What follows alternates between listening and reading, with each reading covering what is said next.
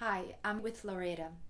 I met her very recently, but I was very touched by her story. And here she is with us. Loretta, thank you for opening up your house. Oh, it's a pleasure to have you in my home. And if you can please tell us more about your background. I actually had the opportunity to go to NASA and work with a neurologist. We were actually working on a cure for motion sickness for the astronauts. And that was so fascinating for me. I just knew I wanted to become a neurosurgeon. So once I graduated, I majored in biology and everything was going quite well. Then all of a sudden, I did lose about 95% of my vision.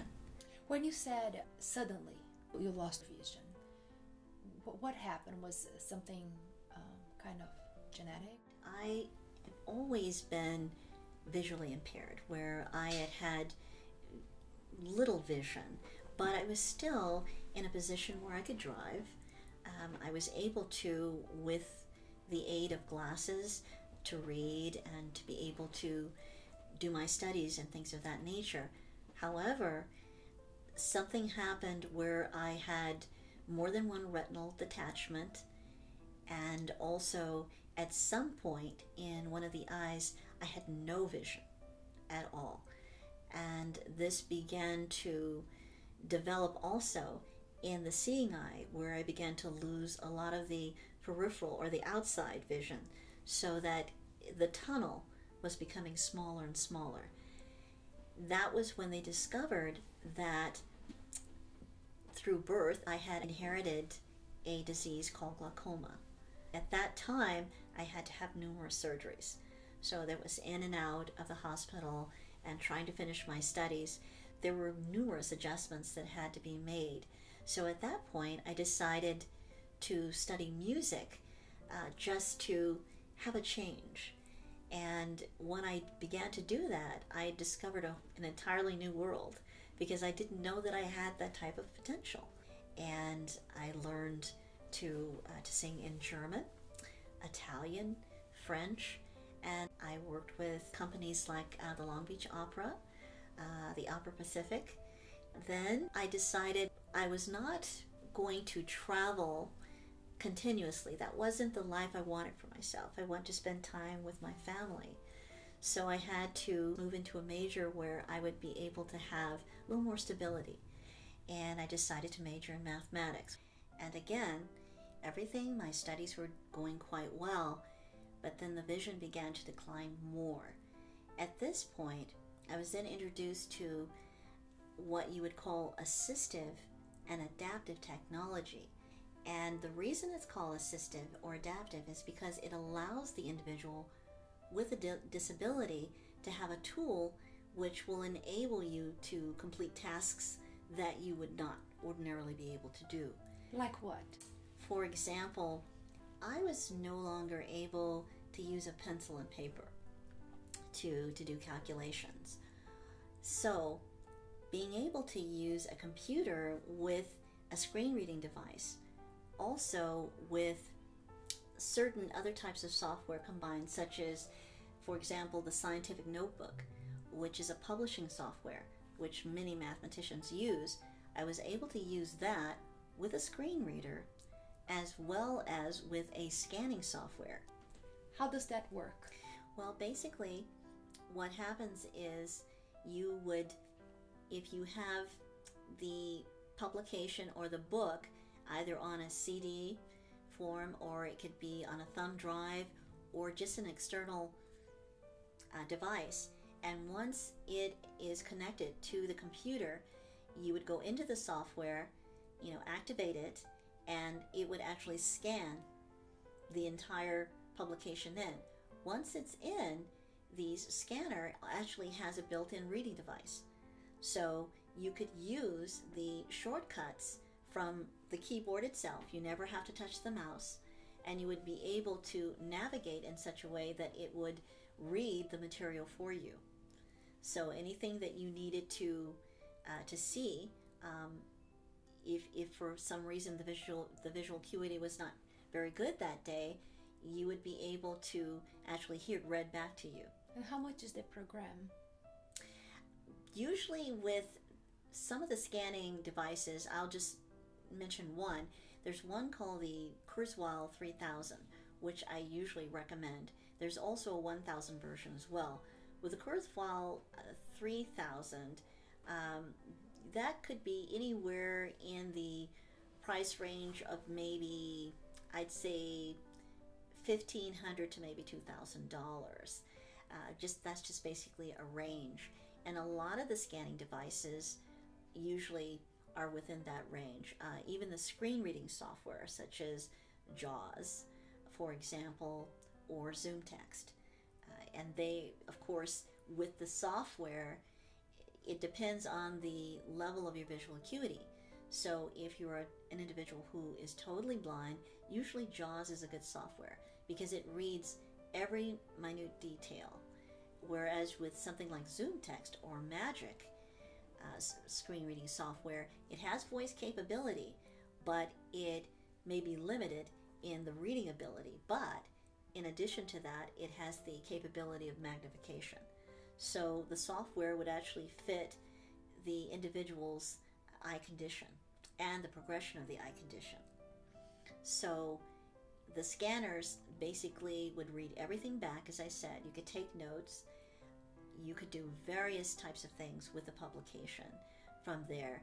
And also with the ZoomText, you'd be able to read, say for example, you use the scientific notebook and you had the equations there and you could not see them very well. You could magnify them and then have the screen reading software or even the scanner at some point read those problems for you, so that then all you would have to do is do the calculations. So that really solved the problem of not having to have a pen and paper. And it has progressed tremendously beyond that now. So there are various other types of devices like the Apex, the Braille Note Apex, which is very good for an individual who's totally blind.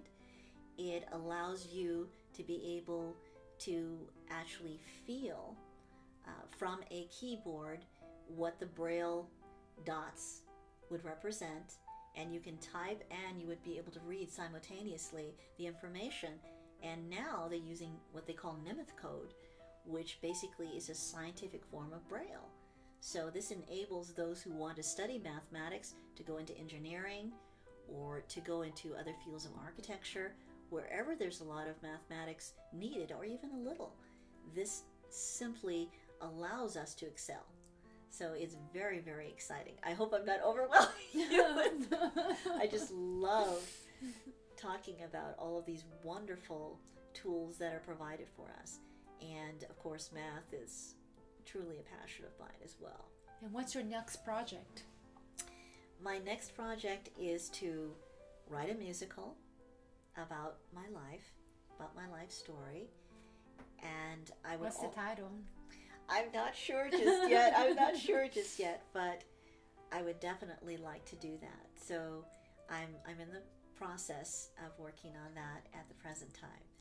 And you were working on the Apple certification, correct? That is absolutely correct. I am very excited about that because this is definitely a first for me. I've worked with a lot of assistive and adaptive technology, but I have not worked specifically in the OS X operating system for Apple. So it's very exciting for me, and especially being visually impaired. I have an opportunity to use all of my tools, my assistive and adaptive technology, so that I can actually complete the certification. And once I've done that, I'll be able to become a trainer or instructor. And now this gets even more exciting because it opens the door for other individuals who are blind and visually impaired to pursue those areas of technology, which they never thought they would be able to do. So yes, I'm very, very excited at this moment. Where all this strength come from? Well, that is most important. And without the help of the Creator, I would not even exist, live, or breathe any of the things that I'm capable of doing is all due to him. And so that's my greatest inspiration, is any way that I can to show how grateful I am to have been given life, to be able to inspire others, and for him to feel that I'm doing something acceptable and approved by him. That is the most important thing to me, and that is my main inspiration. Thank you for being such an inspiration, Loretta. Thank you for having me. Thank you. And how people can contact you? If they would like to contact me, they may contact me by email. They may contact me by by phone, the company number as well. So, and also, if I might mention my cable show. I do have a cable show, yes, Outside the Box, and also on YouTube. Tell us more about the Outside the Box. Outside the Box is a series that I've started. And when? I started that, about 2 years ago. Amazing. Yes. Mm-hmm. And I was very nervous, my first show, and I amazingly, I couldn't believe it. I went through without any second takes. It's not easy. I don't know how I did it, but it was very, very exciting. And now I really want to continue the series, and I'll tell you a little bit about it. I actually have guests on the show who are blind or visually impaired, and they have pursued a career or a path that would be something that you wouldn't think that a blind or visually impaired individual would ever pursue. And that's why I call the show Outside the Box, because they're not thinking the way typically you would think. They're being creative. They're stepping outside of that box. And I'm just very excited to be able to develop this more and to have more guests on the show, because I love to have individuals tell their story so that they can inspire. How can they participate in the show? Basically, all they would need to do is contact me, as I said, by email, or by contacting using the company contact area. It would be, the name of the company is Life Transitioning for the Blind. So they can actually contact us, and I would be able to sit down and speak with the individual, and I would love to interview them.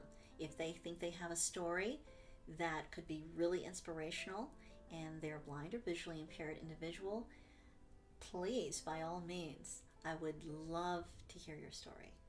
Can we just hear you sing a little bit, an opera? You choose the language. I knew that was coming. Let's try a little bit of a Puccini aria. It's from La Boheme, which a lot of people know, and it's Musetta is the character. And Musetta is she's in this tavern and she's walking through, just kind of being a little flirtatious. And the name of it is called Quando Vinvo. So I'm just going to sing a little phrase here. Thank you.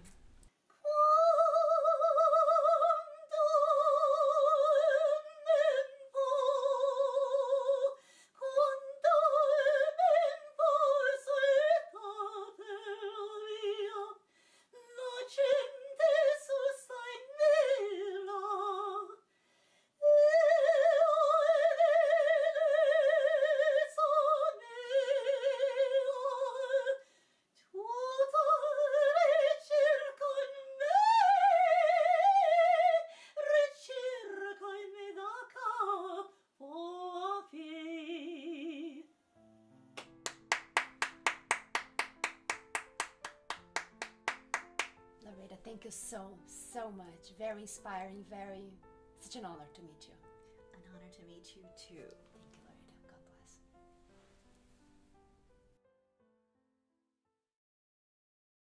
Drops on roses and whiskers on kittens, bright copper kettles and warm woolen mittens, brown paper packages tied up with string.